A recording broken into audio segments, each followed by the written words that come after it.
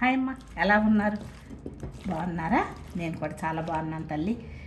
ఇన్స్టెంట్గా అప్పటికప్పుడు ఒక 2 మామిడికాయలు దొరికితే చేసుకునేటట్టుగా మామిడికాయ పచ్చడి చేసేద్దాం రండి. మొదట చూడండి, కట్ చేసుకున్న ముక్కలు వేద్దాం. చిన్న గ్లాస్ నూనె వేద్దాం. ఈ గ్లాస్తో గ్లాసుడు బాగా కలపండి. ఎప్పుడైనా నూనె కనుక ముక్కకు పడితే ఇలా ముక్క ఏమవుతుందంటే మెత్తబడకుండా కరకరలాడుతూ ఉంటుందని పూర్వం చెప్పేవాళ్ళు. అలాగే 4-5 వెల్లుల్లి గబ్బాలు. చూడండి, కొంచెం మెంతిపిండి, ఎంత చాలా కొంచెం మెంతిపిండి. అలాగే ముక్కలకు తగినంత ఇదే పులుసు ఆవపిండి వేసుకోండి.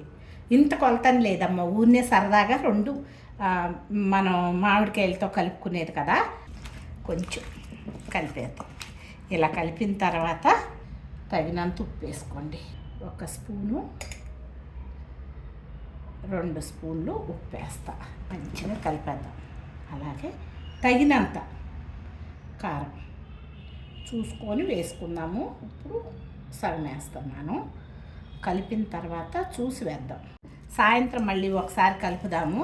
అప్పటికి నూనె అది ఇప్పుడు ఇట్లా గట్టిగా ఉంది కదా, అప్పటికి వదిలేస్తుంది. చూసి అప్పుడు కావాలంటే కొంచెం నూనె కలుపుకుందాం. చూడండి, మనం కలుపుతుండగానే పక్కకి మనకి వచ్చేస్తుంది. దీంట్లో మెయిన్ ఆవుపిండి ఎక్కువ వేసుకోవాలి.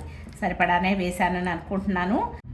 సాయంత్రం ఒకసారి ఉప్పు కారాలు చూసుకొని తినేసేయటమేనమ్మా. 1 పూట నానితే చాలు. చూడండమ్మా, 1 పూట నేను నానపెట్టాను. ఇదిగోండి, ఇలా అయిపోయి ఒకసారి ఇలా తిప్పేసుకోండి. కారం అవసరం లేదమ్మా, కొంచెం ఉప్పు చూసుకోండి. నేను చూసి చెప్తాను నేను వేసిన ఉప్పు సరిపోయిందా లేదని. నేను వేసిన ఉప్పు అయితే నాకు సరిపోయింది.